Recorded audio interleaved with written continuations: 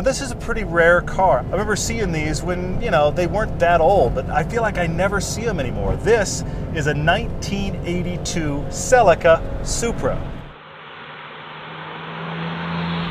This was tech for 1982. I mean, the owner has been so generous with us to let us drive this car. And guess what? He's 18. Devin, the owner, started driving it when he was 16, but he got it when he was 14.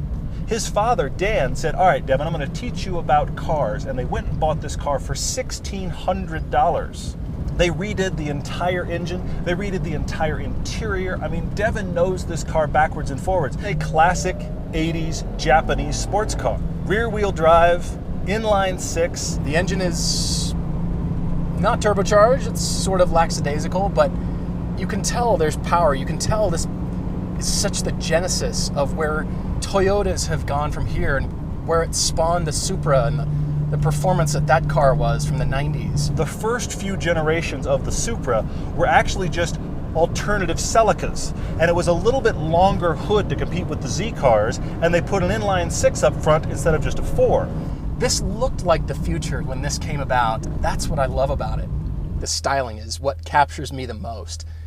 80s cars with the pop-up headlights, crisp lines, sharp details. Everything about it is so robotic and Japanese, and I love that. It's like they really embraced that. There wasn't any fluid styling. It was just chiseled. This is the sporty version, which didn't come with leather seats.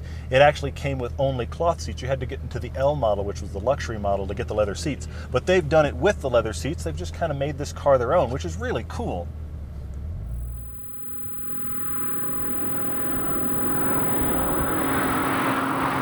Once you get to driving this car, the way the seat grabs you, it's very soft and pliable. Standard on this car was this bladder, this pump right here, but that is for your back lumbar area. It's a 5-speed. The gearing is fairly long. I mean, I'm going down a canyon road here, and I can pretty much just stay in second. Higher end of the rev band actually gets me the power that is there, which isn't a lot. The power ratio is sort of the bottom end of today's modern cars, but that's okay. It just wants to run at higher RPMs and just keep its speed up, which inherently makes it a fast car. Not fast. I mean, I have it floorboarded, I'm on a hill, and I'm just going to have to wait. I'm just having to kind of recalibrate my brain to this era of automobile.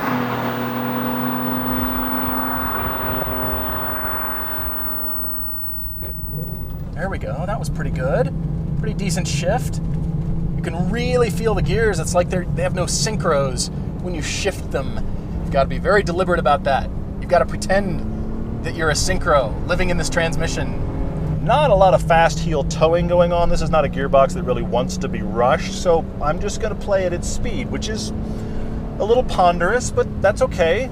This has got a really long travel gas pedal on it, so I'm having to give it a good amount of pressure and quite a bit of distance to get much out of it, which is in contrast to the clutch pedal, which they've set up to have a catch point almost instantaneously. I mean, almost right off the stop it starts to catch. So those two in combination, it's easy when you first get in it to almost stall the car. I've got some real speed here. That's pretty impressive. The steering feels very heavy to me. It doesn't feel like this car wants to dance or is nimble. Again, one of those cars that doesn't like to be thrown around. You've got to be very deliberate about your movements. I mean, honestly, the only thing about this in corners is the fact that, well, the seats aren't wonderful for holding you in, and I'm having to crank this big wheel over, I mean, a long way to do corners that in a modern steering rack, it's just so much tighter that you would never do that. Yeah, there's a little bit of body roll, but it's not sloppy at all. I do like how much it settles in the corner under power. That right foot is just kind of like the confidence pedal.